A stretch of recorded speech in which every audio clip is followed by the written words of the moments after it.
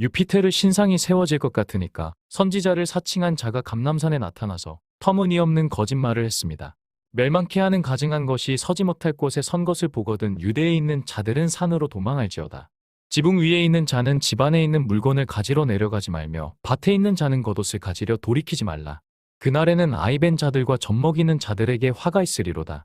너희의 도망하는 일이 겨울이나 안식일이 되지 않기를 기도하라. 이때 큰 환란이 있겠음이니라. 창세로부터 지금까지 이와 같은 환란이 없었고 이후에도 없으리라.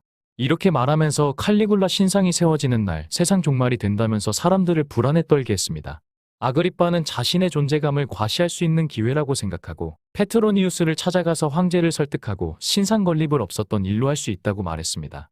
칼리굴라와 아그리빠가 친밀한 관계임을 알고 있었던 페트로니우스가 다녀오라고 했습니다. 10월 10일 로마에 도착한 아그리빠는 클라우디우스에게 함께 가자고 했습니다. 마음이 내키지 않았지만 아그리빠 성화에 따라갔습니다. 칼리굴라가 두 사람을 반갑게 맞아주면서 먼저 말했습니다. 티베리우스 시절 당신이 겪은 고충을 나는 결코 잊을 수 없습니다. 당신에게 보답하겠습니다. 소원이 있으면 말하세요. 이 말을 듣는 순간 아그리빠 눈에서 광채가 났습니다. 클라우디우스가 아그리빠를 주목했습니다. 아그리빠가 머뭇거리면서 칼리굴라 의중을 헤아려 보는 것 같았습니다. 유대 왕을 시켜주겠다고 약속을 했으면서도 예루살렘에 총독을 보내고 자기를 유대 북부 지역으로 가라고 한 사람입니다.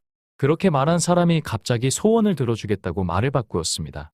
만에 하나 명실상부 유대 왕이 되게 한 다음 책임지고 예루살렘 성전에 신상을 세우라고 한다면 이것은 화근을 자초하는 꼴이 됩니다. 아그리빠가 창백한 얼굴로 말했습니다. 더는 바랄 것이 없습니다. 이렇게 말한 다음 신상 건립 취소 말은 하지도 못했습니다. 칼리굴라는 미리 준비한 문서를 내밀면서 다시 말했습니다. 더 바랄 것이 없다니까 다행입니다. 이것을 페트로니우스에게 전해주세요. 표지에는 극비 소인이 찍혀 있었습니다. 하루가 급합니다. 전령을 보낼 수도 있는데 때마침 오셨기에 부탁드리는 겁니다. 아그리빠는 황궁을 나서면서 실성한 사람처럼 웃었습니다. 아그리빠와 클라우디우스는 동갑나기 50세였고 칼리굴라는 28세였습니다. 얕잡아 본 게 불찰이었고 칼리굴라는 소견머리 없는 철부지가 아니었습니다. 예루살렘에 돌아가서 아그리빠가 밀봉한 문서를 페트로니우스에게 전해주었습니다. 문서를 확인한 페트로니우스는 아그리빠에게 문서를 집어던지고 한참이나 노려보다가 시리아로 돌아갔습니다. 아무래도 그대는 내 명령보다 유대인들 선물을 더 좋아하는 것 같습니다. 총독 임무에 충실하기보다는 유대인들 호의를 선택했다면 나에 대한 도전이요. 나는 명령에 불복종하면 어떤 결과를 초래하는지 명확하게 둘 필요가 있어. 당신 스스로 인생의 결말을 짓기 바랍니다. 잘 가시오. 칼리굴라는 이집트 총독 플라쿠스에게 예루살렘에 가서 신상을 세우라고 다시 명령했습니다.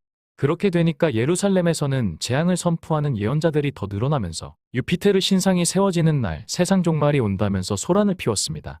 칼리굴라의 오만한 행동은 무모할 정도로 돌발적이었습니다.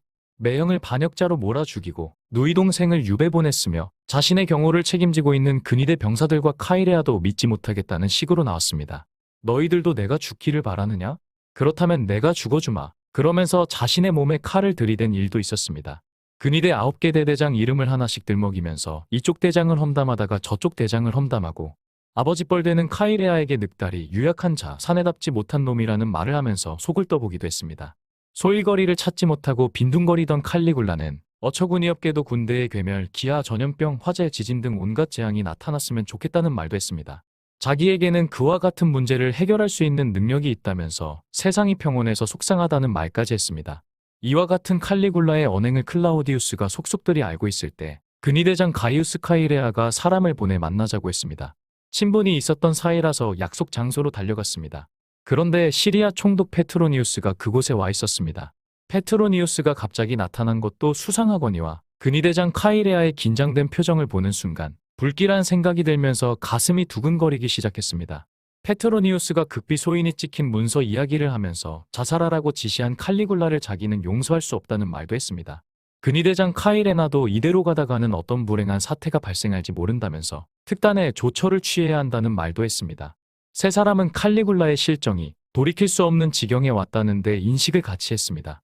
게르마니쿠스를 사모하는 마음에서 칼리굴라에게 쏟은 애정이 어린 심성을 그르치게 했다면서 회한의 눈물도 흘렸습니다. 나는 변방을 돌아다니면서 사령관들 동요가 없도록 하겠네. 여기 일은 자네들이 알아서 하게. 페트로니우스가 한 말입니다. 집으로 돌아오면서 클라우디우스는 겁먹은 눈으로 어둠 속을 주시했습니다. 반역을 꿈에도 생각해 본 적이 없었기 때문에 옥조이는 공포가 엄습해왔습니다. 서기 41년 1월 24일 팔라티노 언덕의 경기장에서는 신격 아우구스투스 황제에게 바치는 축제가 열리고 있었습니다. 축제가 끝나면 검투사노의 상인들과 연극 공연에 동원되었던 배우들에게 돈을 지불해야 하는데 황실 재정은 이미 바닥이 났습니다. 사채를 빌려주겠다는 사람도 없었습니다. 황제 일행이 점심을 먹으려고 황궁으로 가는 비좁은 지하 통로를 지나가고 있을 때 카이레아가 단검으로 칼리굴라의 어깨를 내리쳤습니다.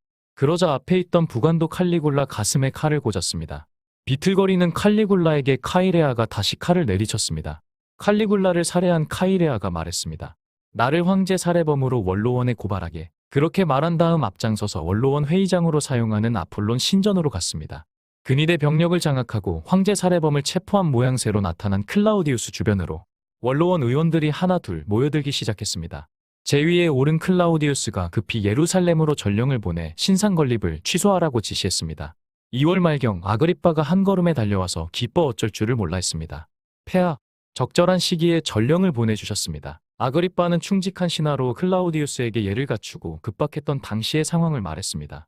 서기 41년 2월 10일 신상 건립을 취소한다는 연락을 받았으며 신상을 세우려고 예루살렘에 왔던 이집트 총독 플라쿠스는 뒤도 돌아보지 않고 갔다면서 아그리빠가 호탕하게 웃었습니다.